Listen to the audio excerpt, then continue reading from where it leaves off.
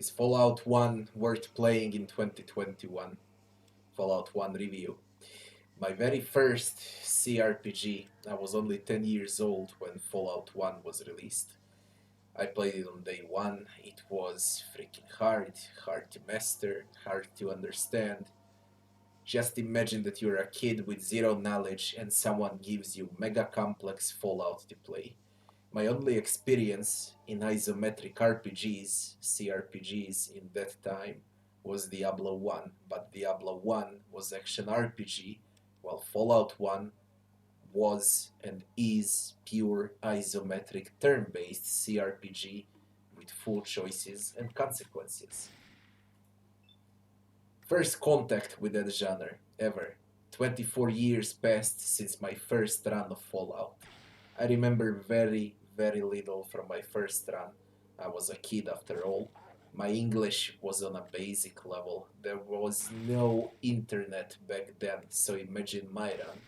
I was stubborn though, even as a kid, playing on the hardest difficulty available with a freaking English diary book in my hand so I could translate the hilarious amount of conversations in Fallout.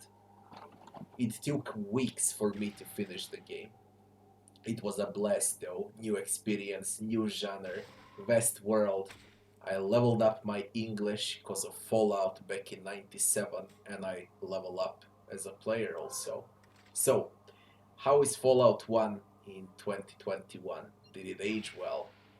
Let's find out in the sections below. First section is the story.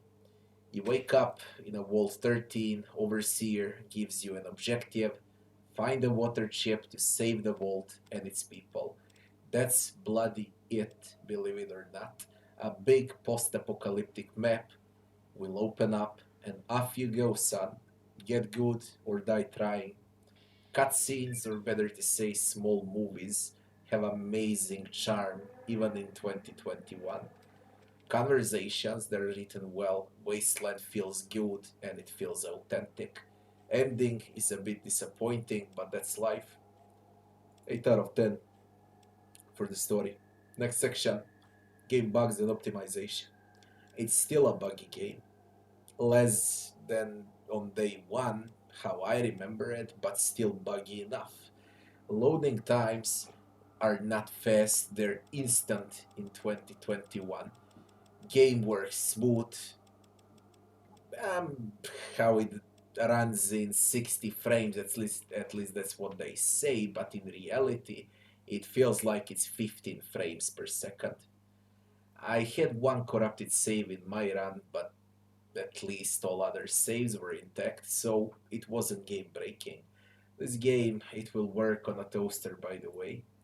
7 out of 10 for game bugs and optimization. Game time as the next section. It took me 20 hours to finish the game, only 20 hours, yes. But don't worry, I rushed it a bit. My memory of the game refreshed after 24 years, and I cheesed most difficult areas of the game to the extreme. If you decide to play in order, with all side quests included, discover all maps and all of those mini maps inside of them, this is easily 50 to 60 hours long game with a very solid replay value. 9 out of 10 for game time. Next section is game difficulty. If you fuck it up in a character creation screen at the beginning, this game can become a horror movie even on easiest difficulties, especially if it's your first run. If you do well in a character creation screen and pick the hardest difficulty, it can still get extremely hard if you decide to play fair and fight every major point in the game. I fought some of the hardest fights in the game on the hardest difficulty and I screwed up a bit in a character creation screen, so imagine my horror run. I played all cRPGs that exists in the world in the previous 30 years, and again, Fallout 1 is the game that I had a freaking hard time with. So, the only way for me to finish this game on my fucked up run was to start cheesing and blowing up those vaults with sneak and science instead of regular combat. What can I say? This is not a fair game, especially to new players. Difficulty varies from player to player and from the amount of playthroughs. 10 out of 10 because I really believe that everyone will have hard time on their blind runs. My run 24 years ago was extremely hard. 24 years later, it was still hard, but I managed it somehow. If I decided to give one more run, I would stamp everything on my pet without choosing a single encounter on the hardest difficulty. Next section, maps and graphics. 12 main maps with a lot of smaller maps inside them, as well as random encounters on the huge world map of a Fallout's wasteland.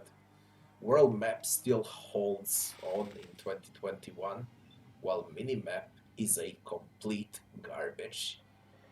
Graphics, well, graphics are outdated. There is some special charm behind those old graphics, but it could just be my nostalgia for my very first cRPG ever. I don't know what to do here. I want to be objective and I'm also nostalgic towards Fallout. 6 out of 10. This game deserves a full remaster in Wastelands 3 engine, for example. Next section is gameplay.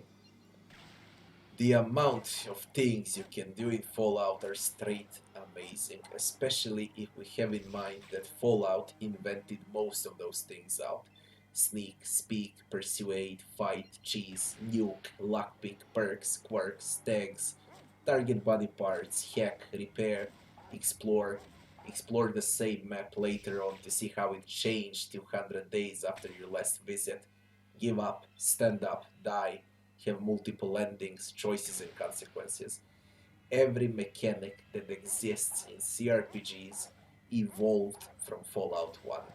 Gameplay is a bit outdated, that turn based combat feels clunky now, but hell, I cannot give lower score than 10 out of 10 for one of the best pioneers of the genre and my very first cRPG.